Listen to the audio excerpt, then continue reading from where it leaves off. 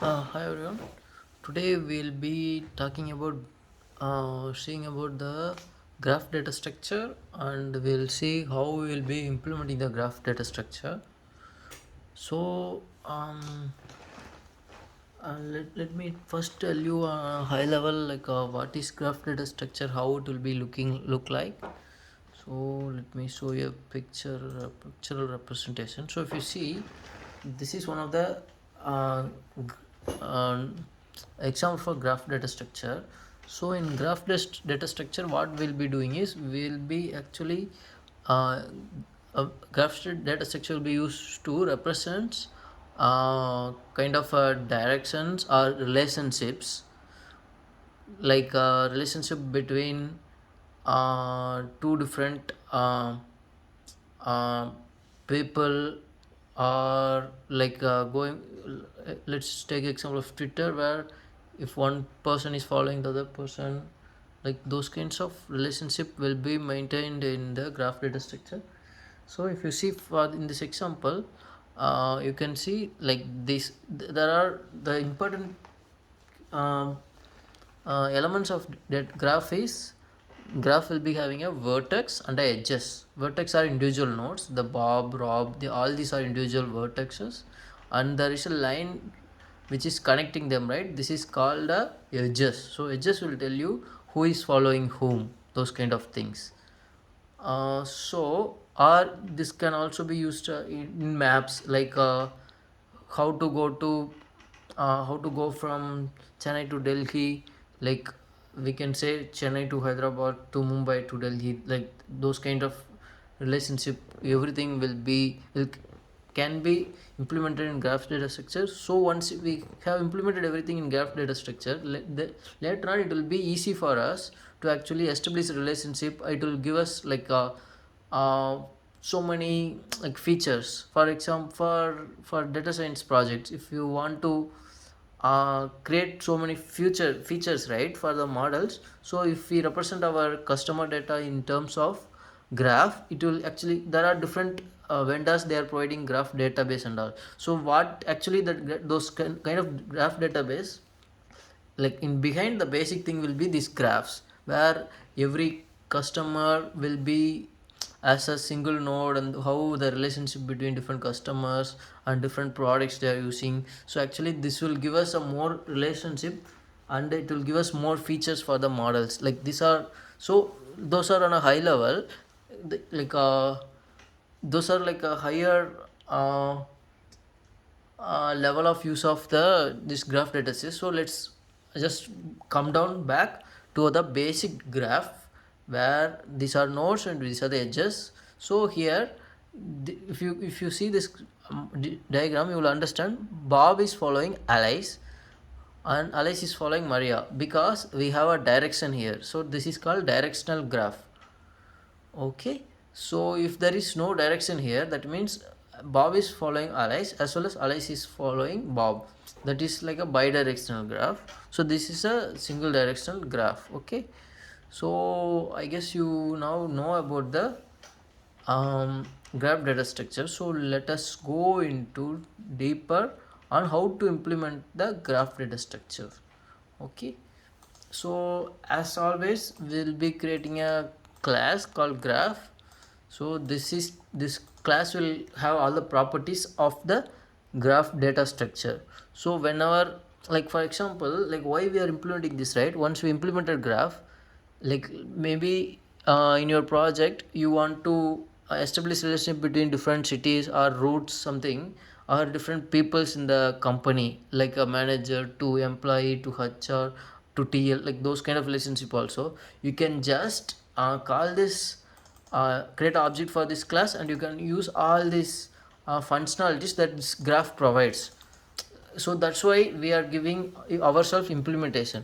So in Java, like there will be like so many libraries will be there, those will actually give us the this graph data structure. We can just import that libraries, and we can make use of all these methods, which are the libraries like jgraph t is there. Apache Commons also providing this set of graph data structures. But it will be great if we ourselves can implement the graph data structure, so that like this is like this will give us um, more knowledge and data structure algorithm, as well as these are like very common questions in like many product based companies. So let us like okay, let me stop talking and we'll go into the code now. So here if you see, this is the the graph class. So we'll be seeing what are the properties. So graph will be having properties to add a vertex. We can add vertex to the graph, and then we can add edges to the graph, and we can remove the vertex, remove edges as well. As once we were able to add edges and vertex into the graph, and we have actually gave all the informations, like we have some employee data and we put everything into the graph. Now all our data is in this graph, but now we need to know, we need to traverse this graph, like in whatever operations or information we need to get from the graph, we need to traverse, right? That's when we can able to do our task, whatever task we can do on top of this graph. So for that we have multiple traversal algorithms in graph, which is depth first traversal as well as breadth-wise traversal. uh, so depth first and breadth first. Depth first traversal will be like we'll be actually going to the child nodes, like that means like we'll be first going down deep till the end of the node, and then like we'll be going from one by one. Like let me give you the correct definition instead of me blabbering something. Okay. So, depth first search is that depth first search starts at an arbitrary root index, explores vertices as deeper as possible along each branch. So, for each branch, it will just go deeper and deeper before exploring vertices at the same level. Like if there might be level by level will be there, so it will just go for on each vertex. It will go to the ground level. It will print that. It will from the root vertex. It will go to the ground vertex. Next ground vertex. If you want to traverse the graph in that way, we can go for depth first traversal. There is another way of traversal, which is breadth first traversal. These two are like mostly are highly used traversal algorithms. In a breadth first traversal starts at an arbitrary root vertex and explores all neighboring vertex at the same level before going deeper. That means it will first print or traverse through all the elements in the same level, then it will be going deeper. Okay, this is breadth first traversal. Okay, coming to the implementation. So the graph data structure actually we can implement in two ways. One via the adjacency matrix, and the other one via the adjacency list. For adjacency matrix, you can see here, if it is 1, that means there is a relationship between Bob and Alice. If you see this, Bob is following Alice and Rob, and Alice also following. This is a bidirectional graph.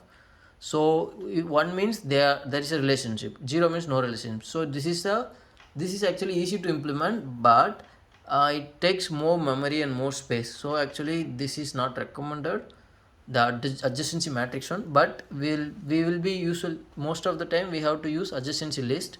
This is like highly optimized. Why we will be going for adjacency list than adjacency matrix is, adjacency list is it won't take much space as adjacency matrix. So that's a major thing why we are going for adjacency list. Okay, in adjacency list it will be like Bob is following list of followers, Alice and Rob, same Alice and his list of followers. This is like a list implementation, right? So okay, even in our implementation we will be using adjacency list. Okay, let's go into the implementation now.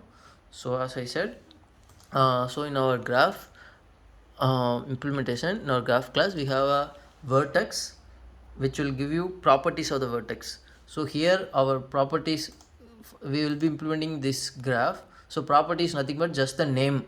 We just need have the name of the vertex. So we have just a vertex ID. Like we can even call it by any name. I am calling it as vertex ID, but if you want we can put vertex name as well.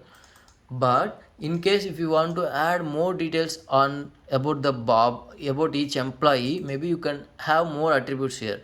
You can have employee name, employee ID, employee salary, employee date of joining. You can have n number of attributes here. This is just for a sample, so we are just having one attribute in this vertex class.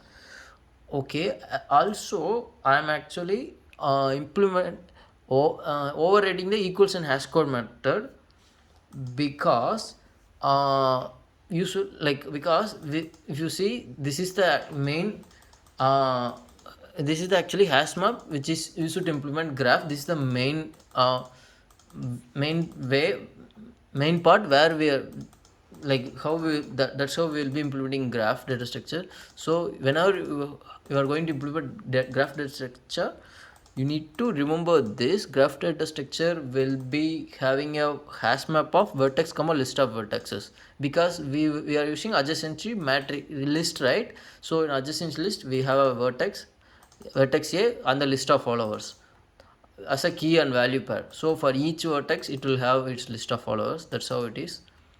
Okay, and then because then after that we'll be doing like multiple operations or hash map update, get vertex, and if there is a like we can add if we want to add a new edge to the existing vertex, we can get that vertex and we can add the new edges, right? Those sort of things will happen. For that we need to make sure, because it's not that we are using a typed class which is vertex, right? Typed hash map. So like we might have multiple values in the vertex class. Like consider employee info. If we are storing employee info, we'll be having employee ID, employee name, employee salary, everything. So you don't want to uh, compare based on the whole object. It might not work. So we can make sure we are only doing comparison on the employee ID. Here it is vertex ID, right? So I am just overriding the equals and hash code method to check if vertex ID equals vertex ID. So I am not comparing the whole object. I am just comparing the ID. Same way, whenever we are calculating a hash code for each vertex in each key, it nothing but vertex.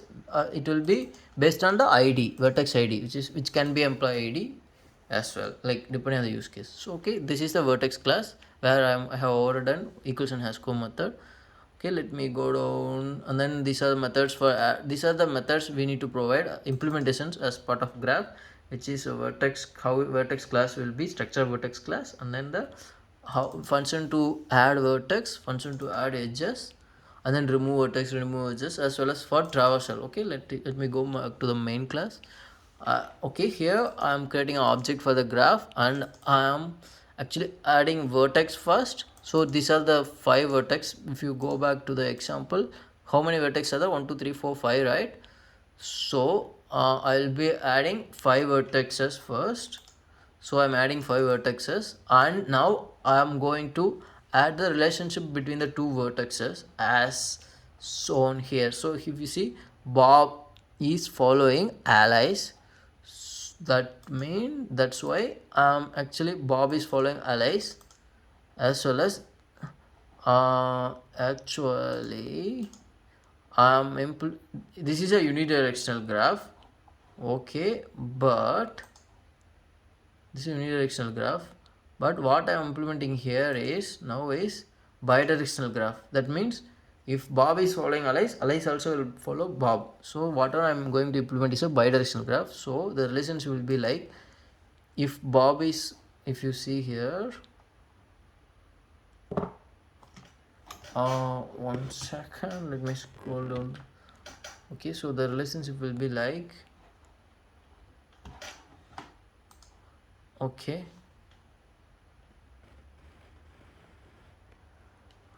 so if you see what are the relationship for Bob is following Alice, and Bob is following Rob as well, right? According to this diagram. So we'll go back to the code. That's what I'm adding. Bob is following Alice, and Bob is following Rob as well.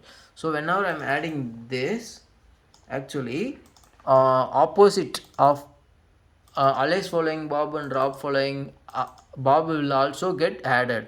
That's how I coded here. considering this as a bidirectional graph. So whenever I'm adding Alice following Rob, whenever I'm adding Bob following Alice, I will also add Alice following Bob, because since it's a bidirectional. Okay, that's why I'm adding the edges here.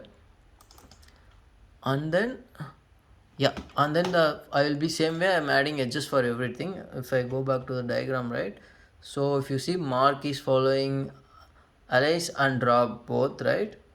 So if you see for that, Mark is following Alice and Rob, like you can see in the opposite direction also. So all the relationship I have added as a edges now. So now after doing this step, now I have the graph with all the details. Now I have the graph, okay, with the all the information are feeder into the graph. Now I can do any business requirement, like in terms of consider it as a big project where we have all the companies employee details into this graph. Now I can do whatever information I can extract, and whenever whatever relationship we need to derive. In case of data science models, what are features I have to derive, everything can be done easily from here on. So for the important two things are, like for doing anything we need to do a fundamental operations is a traversal, like so we will be seeing the how we can implement depth first traversal as well as breadth first traversal.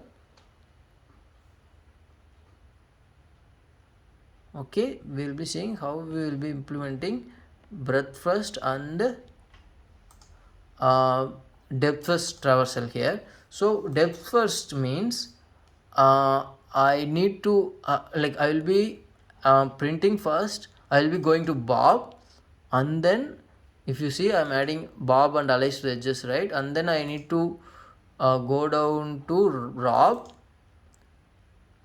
and then like I will be seeing, I will be taking Rob, I will be checking who follows, who Rob is following, actually Bob and Maria, right? So Maria is the, because depth first means we'll be going to the going deep to each node instead of going on the same levels.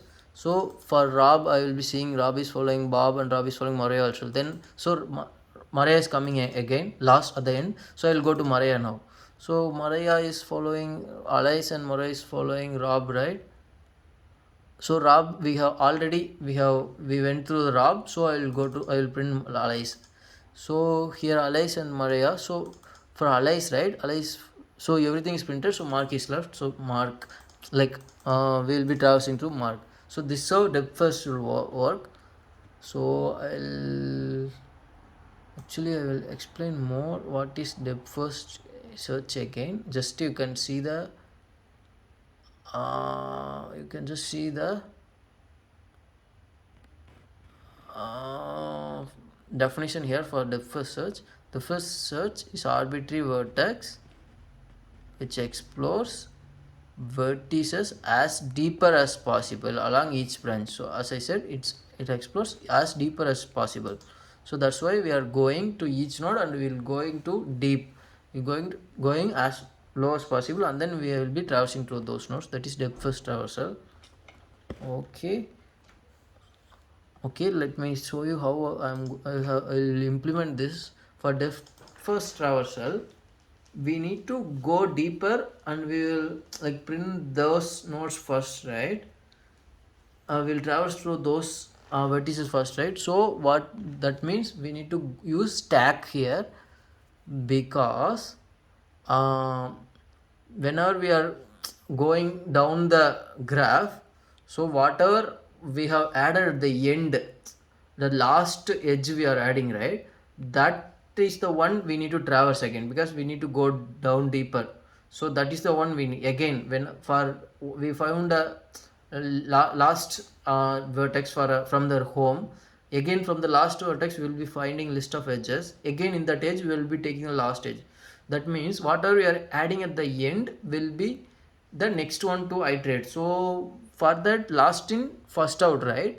So last in first out, we need to search what is the data structure that will be helpful here for last in first out. That is stack, right? As we have already seen stack in previous classes. So I'm using stack here since I need last in first out functionality here, as well as I'll be using a set here. uh, Set is here to make sure I'm going to the node only once, like because of the bidirectional, the same node we might have a chance of traverse to the same node again, so keep track of that, as well as to this, because inside set actually I will be adding all the visitor nodes, as well as in the also I need to make sure that I need the insertion order here, because the set is the one I will be returning from as output of the depth first traversal. So the set will consider will have actually values from root to what are the deeper node, and again the next deeper node, those kind of relationship of traversal information will be in the set. So I need a set, but it should maintain an insertion order, right? So I have went for linked hash set, because hash set will maintain unique values, but it won't have it won't maintain order. So I went for linked hash set, which will be helping me to maintain the insertion order. Okay, so I will start traversing from the head. So I'm passing the head here, Bob. So I'm creating a vertex for Bob here, and then I'm creating the vertex for Bob, and then I will be adding it to the stack first. So first time Bob is inside, so stack is not empty. So I'll be going in. So stack.pop will actually remove the element from the stack, and we will get that element also. So now stack will be empty, but before going to the next while, we'll be adding the what are the edges from the Bob, that is what are the vertices Bob is following, we'll be adding it to this stack now. So this is the current vertex we are in, which is Bob, and then we'll check if this set is containing, set is nothing but the object to maintain the set object to maintain the visitor nodes. So if it contains already, if it is there, I will just go to the next loop. If not, I will add it to the list. So this will be empty now, so I'm adding Bob. So now I am checking getting all the edges of the Bob. So I'll be getting, like, Bob is following actually 2%, so I'll be adding those two into the stack now. So next time when I'm going, who are the last, oh, it will be, as I said, stack is last in first out, right? Also depth first search, we need to go deeper. So I will be taking the last one, the last vertex which is added. So again I will be keep on going like this same way. So the first vertex which Bob is following is still in the stack, but we will be going to that in the end, because this is depth first traversal, right? So I will again go to the second follow, the for now last follower. Again I will be checking the edges. That's how the depth first search will go on like this, and then I will return this set, which will have all the this visit set, which is the having all the visitor nodes in the according to the first traversal. So if you see, for the first traversal, my expected output should be like this: Bob, and then Rob, and then Maria, and then Alice and Mark. You can just go through the definition yourself. You can understand what is depth first traversal first, and then if you look at the code, right, it will be easy for you. Okay, then I will be implementing breadth first traversal. For breadth first traversal, I will show you what is the definition for it. So comparatively, breadth first traversal starts at an arbitrary route and explores all neighboring vertex at the same level. So for depth first traversal, it will explore all the neighboring routes. Then it will go to the end, right? So neighboring routes will be Bob, and then neighbor is Alex, and then it will go to Rob, and then Alice is having Mark, so next one will be Maria. So that's how it is. It will be first loading at the each level first, then it will go deeper. But depth first search will go deeper, and then it will come to the next levels, but it is going level by level. So for those kind of implementation, we will be going for breadth first traversal. So for breadth first traversal, we need some data structure which will be which will give us first in first out guarantee, because we are maintaining the order, right? We will be first, though we are keep on adding the followers, but we need to make sure we are going and traversing through one which is added first, which is first in first out. So I am using queue for that. Same I am using rest are same, linked asset as well. So for implementing queue, right, I can't directly use stack. If you see, I am directly using stack from Java Utility stack, because this is a normal class, but queue here from Java Utility queue is a interface. So whenever I'm adding queue, right, queue new queue of this, then I need to give implementation for that, which is a hectic one. So I'm just using linked list version of queue. So linked list actually is provides implementation for the queue. If you see the linked list, right, linked list will actually implements dq, which in turn dq extends queue. So actually linked list provides implementation that we need. So I'm using linked list as a implementer for queue. And then in the same way, what we did for depth first search, we'll be doing the same, but here whichever we added first will be added, will be the one will be pouring out here, because this is a queue. So we'll be same way, we'll be adding it to the state here, and then we'll be printing the state. If I run this, right, let me run it. So as I said, the expected output for depth first traversal is like this. So that's what we got from our code. Same way, the expected output for breadth first traversal is like this. That's what we got. Yeah, so we have at last like seen what is graph data structure and how to implement it, what are the functionalities with the real world use cases, and like why we are using each data structure with some explanation. I hope it helps everyone. Thank you.